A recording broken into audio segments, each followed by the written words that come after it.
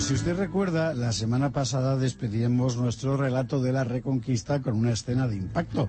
Por ahí las tropas cristianas habían desarbolado a las del califa Abderramán a la altura de Osma, en Soria.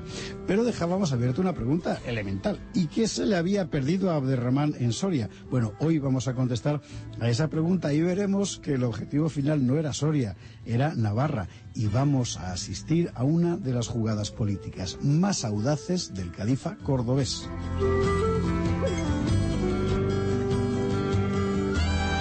En efecto, ¿por qué Soria? Las tierras sorianas habían sido uno de los escenarios más disputados de la repoblación. Al reino cristiano del norte le había costado mucho llegar hasta allí, al Alto Duero. Entre otras cosas, las tierras de Soria cortaban el camino entre Aragón y la meseta norte. Eran un lugar de paso importante para el control musulmán de la península y por eso mismo Córdoba hizo cuanto pudo para evitar que la colonización cristiana bajara hasta allí.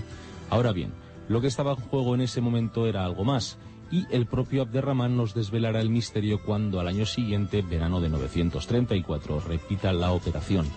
Otra vez una incursión contra la plaza de Osma, porque el objetivo no era Osma, el objetivo era Navarra, y el califa esta vez logrará su propósito.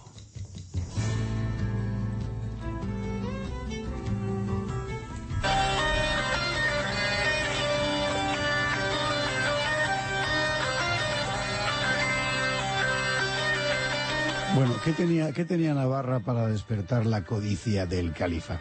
Navarra se había convertido en una pieza esencial del equilibrio de poder, fundamentalmente por su situación geográfica. El reino de Pamplona era el gozne que unía la España cristiana, la del Pirineo, en el este, con la del reino de León, en el oeste. Además, era el colchón que separaba el reino de los francos en el norte y el califato de Córdoba en el sur, o sea, la bisagra. Y por si esto fuera poco, Navarra era también un punto desde el que se podía controlar varias zonas clave: el rico valle del Ebro riojano, codiciadísimo por su valor económico; el Alto Duero, que era el flanco oriental de la expansión castellana; los grandes llanos del Ebro aragonés, que habían sido feudo de los Banu Qasi y ahora predio del califato de Córdoba; en fin, un sitio muy importante. Al calor de esa importancia estratégica, las grandes familias navarras habían ido construyendo un reino de cierto fuste. Hagamos memoria. Al día siguiente de la invasión mora, el territorio navarro quedó en manos de dos familias enfrentadas entre sí, los Íñigo y los Velasco, cada una de ellas aliada a los grandes poderes del momento, a los cordobeses los primeros y a los carolingios los segundos. Unos y otros protagonizaron distintos choques que se tradujeron en violentas alternancias de poder. De la dinastía íñiga saldría Íñigo Arista, que en torno al año 824 estabilizó la situación. Derrotó a sus rivales velascos y creó el primer reino de Pamplona. No lo hizo apoyado ni en cordobeses ni en carolingios, sino en los Banu Qasi, la familia poderosa del Valle del Ebro que había salvaguardado su dominio convirtiéndose al Islam, y simultáneamente en el obispado de Pamplona.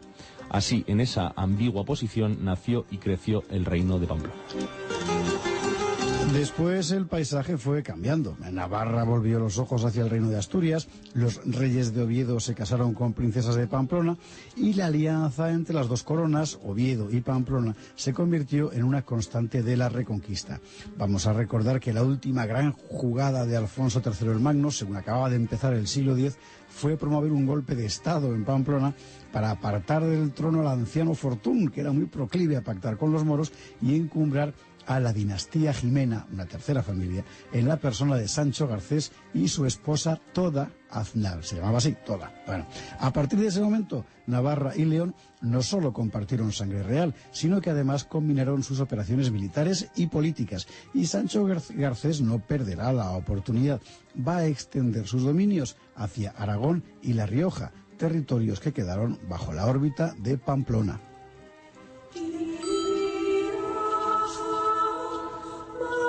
Ahora, en el momento de nuestro relato, Pamplona sigue fuerte, pero la corte atraviesa por una situación delicada. Sancho Garcés ha muerto en 925 dejando un hijo menor de edad, García Sánchez. Mientras García crece, la regencia del reino la desempeña un hermano de Sancho, Jimeno Garcés. Pero quien controla los hilos de la corte es la reina viuda, doña Toda Aznar, que no solo pesa en Pamplona, sino también en León. Vale la pena desenredar el ovillo familiar porque es clave en toda nuestra historia. Doña Toda, viuda de Sancho Garcés, madre del heredero García Sánchez, es además suegra de Ramiro II, porque el rey de León está casado con una hija suya, Urraca. El regente de Pamplona, Jimeno, muere a su vez en 931 cuando el heredero aún no ha alcanzado la mayoría de edad. Se crea un turbio vacío de poder y Doña Toda navega como puede entre las ambiciones y las intrigas de unos y otros. Y ahí encontrará Abderramán un excelente argumento para meter la cuchara e imponer exigencias a los navarros. Si se ha hecho usted un lío con el asunto familiar, pues ahora verá, porque lo que vamos a controlar todavía es mucho más complicado. Vamos a ver, ¿qué pintaba Abderramán en todo esto? Es decir, ¿en nombre de qué podía el moro imponer sus exigencias a Pamplona? ¿Simplemente por la amenaza de las armas? Bueno, por eso podía hacerlo, pero es que había algo más.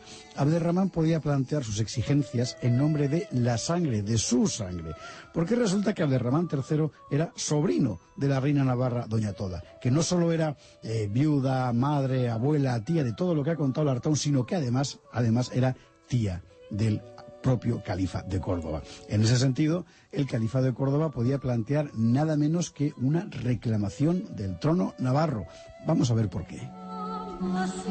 Esta historia, aunque tiene bastantes cosas abominables, es muy relevante y así hay que contarla con detalle. Mucho tiempo atrás, hacia 860, el emir Muhammad había hecho cautivo al heredero del trono navarro, Fortún Garcés. Este Fortún estuvo preso en la corte cordobesa nada menos que 20 años. Y no estuvo solo, sino que con él compartieron cautiverio algunos familiares, entre ellos su hija Oneca. Esta Oneca, cautiva en Córdoba, fue dada en matrimonio al entonces príncipe Abdalá, luego emir. Oneca tendrá un hijo de Abdalá, Muhammad. La joven princesa volverá a Pamplona, donde se casará con el caballero Aznar Sánchez de Larraun. Oneca y Aznar tendrán una hija, Doña Toda, la misma que ahora es reina de Pamplona. Bueno, ¿y qué fue del morito, del pequeño Muhammad, el hijo moro de Oneca? Pues Muhammad no volvió a Pamplona con Oneca, se quedó en Córdoba. Se quedó en Córdoba porque además era el hijo predilecto del príncipe Abdala. Pasará el tiempo y este Muhammad, medio meya y medio pamplonés, tomará por esposa a otra cautiva cristiana, la concubina Muzaina. Y de Muzaina nacerá nuestro Abderramán, el tipo que ahora mismo estaba siendo califa. Pero esto no es todo, porque resulta que cuando Abdalá llegue al trono, deja de ser príncipe para convertirse en emir, pensará en Muhammad, el hijo de Oneca, como sucesor. Pero había otros hijos de otras esposas, y así un hermano de Muhammad, un tal Mutarrif, que ambicionaba el emirato, decide asesinar a su rival. Mutarrif mató a Muhammad. Bueno, la cólera del emir Abdala fue inefable. El padre ordenó la ejecución del hijo asesino, y así Mutarrif, que había matado a Muhammad, desapareció también. Bueno, ¿quién quedaba? Pues quedaba el pequeño Abderramán, huérfano, el nieto de la pamplonesa Oneca, que va a ser designado como sucesor por Abdala. Ahora, año 934, Abderramán estaba en condiciones de invocar sus derechos de sangre. Total, que recapitulando, Abderramán era nieto de la cautiva Oneca. La reina Toda, a su vez, era hija de Oneca. Por tanto, el califa de Córdoba era sobrino de la reina de Pamplona. La situación es descabellada, pero así eran las cosas, y más aún, como el rey Ramiro II de León estaba casado con una hija de Toda, he aquí que Ramiro y Abderramán eran primos políticos. Desconcertante, ¿eh? O sea, la releche, el follón es importante. Claro, en esta situación, Abderramán empieza a enterarse de los problemas que ocurren en la corte de Pamplona. Un rey que se ha muerto, un regente que se ha muerto también, un heredero menor de edad y una reina que es tía suya. Bueno, Abderramán no tarda ni un momento en obrar en consecuencia, porque todo parece dispuesto a propósito para que el califa se haga con el poder en Navarra. Eso es lo que estaba haciendo Abderramán en el Duero en 934, por eso atacaba a la altura de Osma. No era Osma lo que le interesaba, sino Pamplona. Así los ejércitos del califa cruzaron el Duero y siguieron camino hacia el norte, llegaron a Navarra y amenazaron con asolarlo todo a su paso. La reina Doña Toda, literalmente entre la espada y la pared, no tuvo opción. Invocó sus lazos de sangre y pidió al califa que le concediera la paz. Era lo que Abderramán esperaba. El califa exigió que la reina acudiera al campamento musulmán como garantía. Doña Toda cedió. Ocurrió en Calahorra, donde Abderramán había instalado su cuartel general. Allí Doña Toda recibía con altos honores. Se vio, sin embargo, obligada a rendir vasallaje a su sobrino Abderramán III. Este reconoció a García, el hijo de Toda, como rey de Pamplona, pero no hay que engañarse, porque Navarra se sometía a Córdoba como reino vasallo. El equilibrio de poder en la península sufría un vuelco determinante.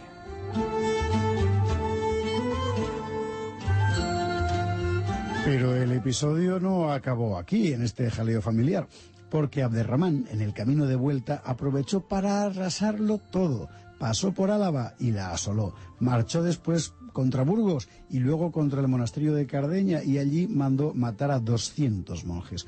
No retrocedió hasta que un enjambre de partidas de caballeros villanos, de campesinos armados, que se llamaban así, caballeros villanos, haciendo guerra de guerrillas, empezó a incordiar al calife a la altura de Acinas. Bueno, ¿y qué estaba haciendo mientras tanto el rey Ramiro II?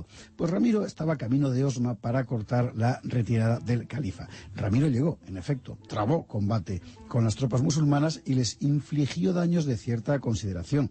Dice una crónica: nuestro rey Ramiro le salió al encuentro en Osma y mató a muchos millares de ellos. Bueno, mataría a muchos millares, pero Abderramán III volvía a Córdoba victorioso y llevaba en las manos una baza extraordinaria, Pamplona, nada menos. El califa había conseguido romper a la cristiandad en dos.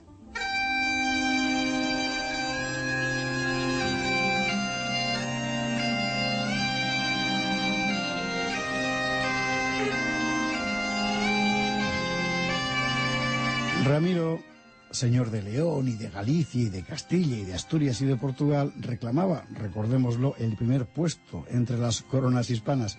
Pero ahora estaba aquí Abderramán, señor de Córdoba y de Toledo y de Mérida y de Zaragoza, y ahora además de Pamplona, que podía exhibir títulos muy semejantes. Ramiro, nuestro rey leonés, quedaba obligado a mover ficha con rapidez, y no podía ser una ficha cualquiera.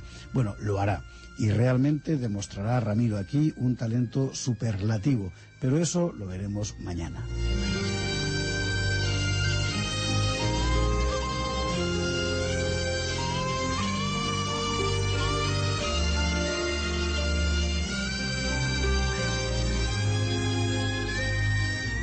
La estrella polar.